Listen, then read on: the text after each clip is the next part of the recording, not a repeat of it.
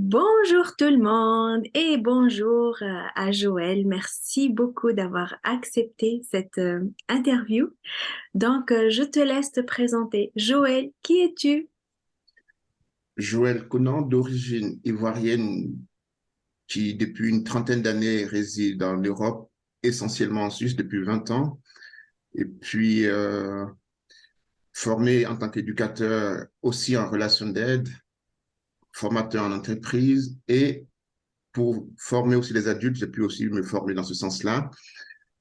Aujourd'hui, je travaille dans deux établissements scolaires qui accueillent des jeunes de 16 à 18 ans qui ont eu des difficultés scolaires, qui n'ont pas pu aller au gymnase en Suisse. En France, on parle du lycée, et qui doivent s'orienter soit dans le domaine de l'apprentissage ou, pour ceux qui arrivent à récupérer leurs notes, continuer leur cursus normal.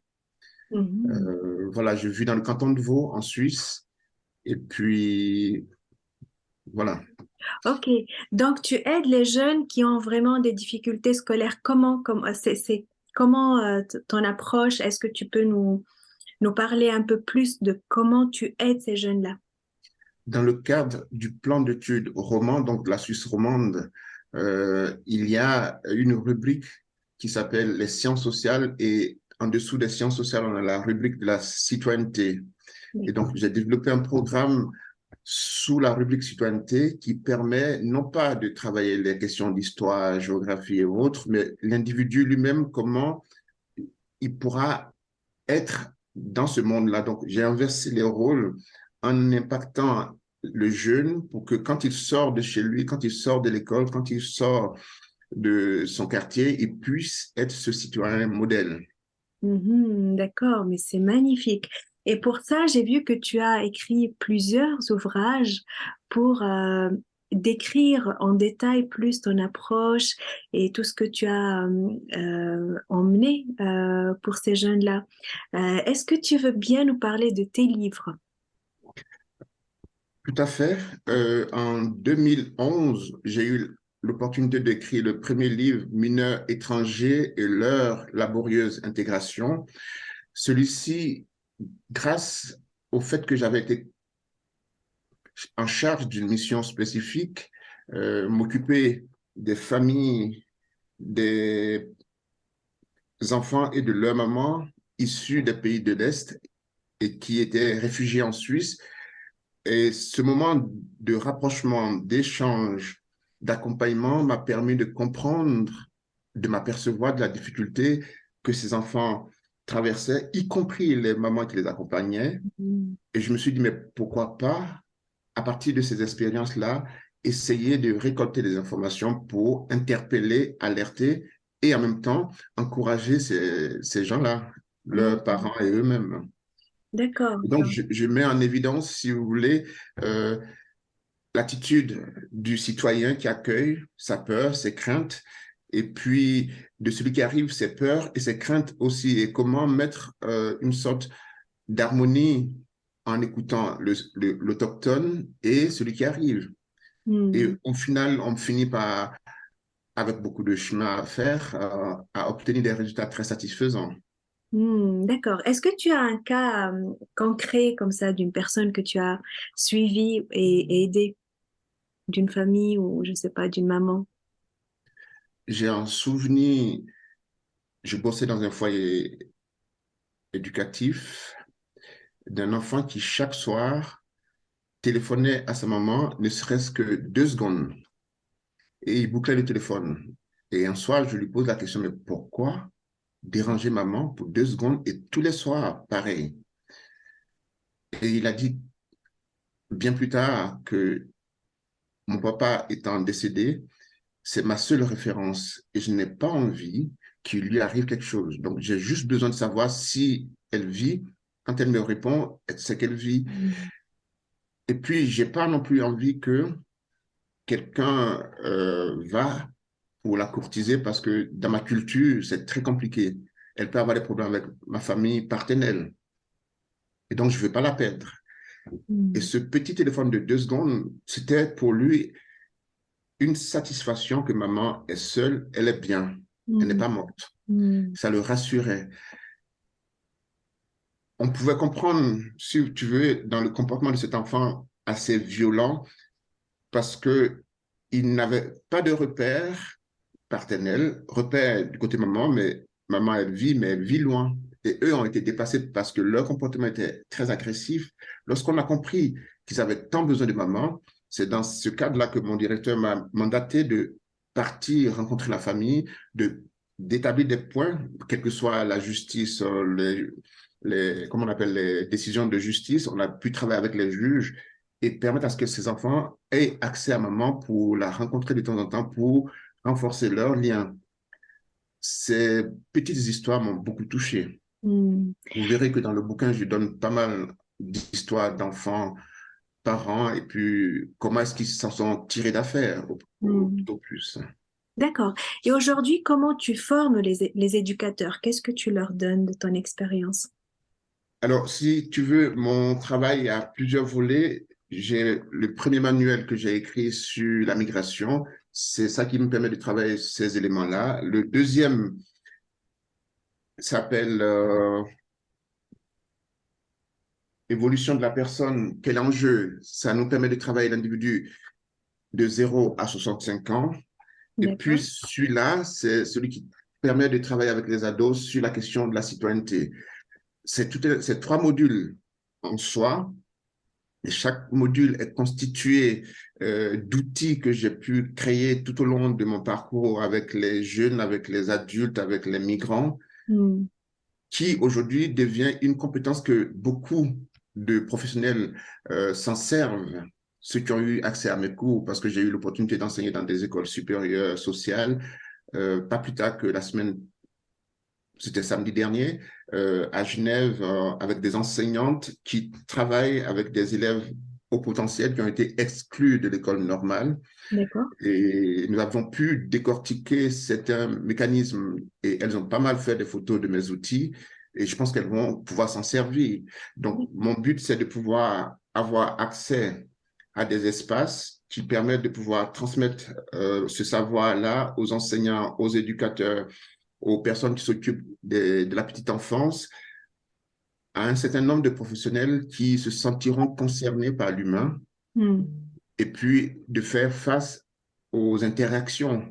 Et là Mm. aussi, j'ai pu développer pas mal d'outils dans ce sens-là. Donc, D'accord. j'offre des séminaires, des conférences, des ateliers et puis des cours aussi. D'accord. Donc, vraiment, ta mission, c'est de former les éducateurs spécialisés dans la prise en charge des personnes, mais surtout des adolescents en difficulté, échec scolaire, violence, voilà. Donc, ok, c'est super intéressant. Est-ce que tu es déjà venu en France? J'ai commencé par la France quand j'arrivais en Europe pour la première fois il y a une trentaine d'années, D'accord. mais j'y vais en France tous les 2 ans dans le sud pour des vacances. D'accord. Ah oui, je comprends, mais pas pour le travail. Mais là, j'ai une dernière question, un peu de curiosité pour savoir à quel point ton histoire personnelle a inspiré ton parcours professionnel. Je ne me suis pas rendu compte lorsque j'écrivais ce bouquin-là. Au bout d'un moment, je me suis arrêté. Lui, il s'appelle Éprouvé mais pas achevé. J'ai D'accord. pas mal d'histoires traversantes qui m'ont interpellé, puis j'ai été récolter les témoignages des gens. Et à un moment donné, je me suis arrêté pendant un mois sans toucher parce que ça m'a renvoyé à ma propre histoire. Et je me suis dit, Mm. mais en fait, je travaillais pour des autres par rapport aux autres, mais avec un fond de mon histoire à moi. Euh, je raconte aussi à un moment donné dans celui-là combien le fait d'être déraciné crée une difficulté à la personne déracinée. Je prends mon exemple, je vais être un peu plus pragmatique et puis très concis. Je suis parti de moi-même à l'époque à Paris pour étudier. Et quand je reviens chez moi en vacances, c'était au mois de juillet-août, Mm. mon cousin m'interpelle me disant, mais pourquoi tu es parti sans me dire au revoir? Il n'était pas dans ma ville et je ne l'ai pas vu en partant, mais j'ai dit au revoir à ma famille. Je ne me suis pas rendu compte que mes racines s'étalaient au-delà de ma famille. Comme dans le sous-sol, les racines des arbres vont plus loin que notre champ de vision.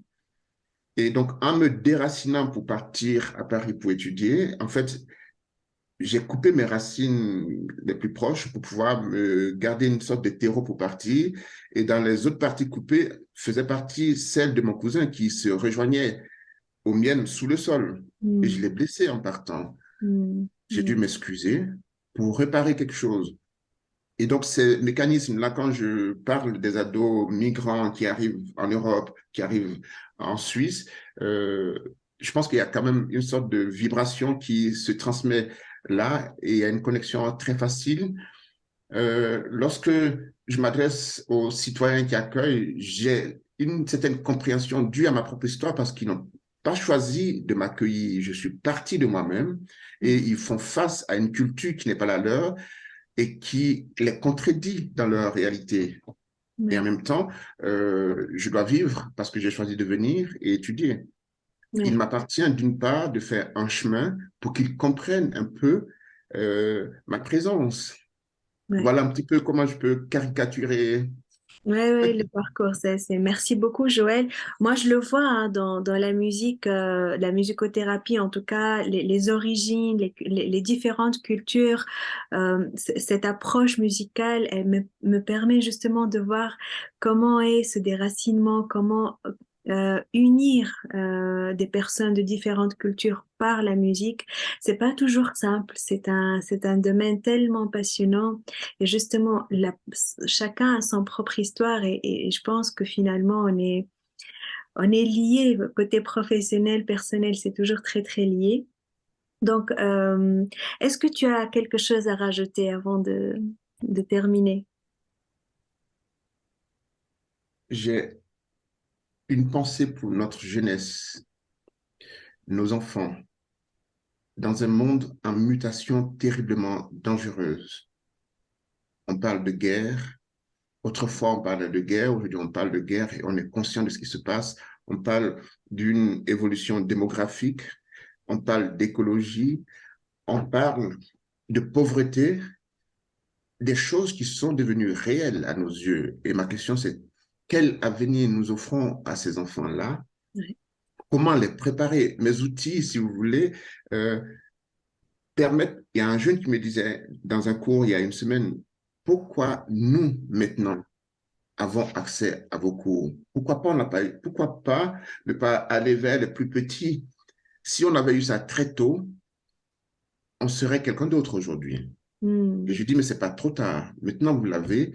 Ma vision pour vous, c'est que vous ayez accès à ces outils et que vous puissiez vous en servir pour le restant de votre vie. Et votre expérience va impacter les plus jeunes que vous. Donc, on est dans une dynamique intéressante. Mais j'ai un grand espoir que lorsqu'ils seront en possession de ces éléments, ils pourront en faire usage parce qu'ils le démontrent clairement. Voilà. D'accord, merci beaucoup Joël. Je mets en description sous la vidéo tous les ouvrages que tu as écrits, aussi les liens où on peut te contacter directement. Merci beaucoup pour ce temps, merci pour cet échange et merci pour tout ce que tu apportes aujourd'hui à l'humanité dont on a besoin et surtout pour les éducateurs.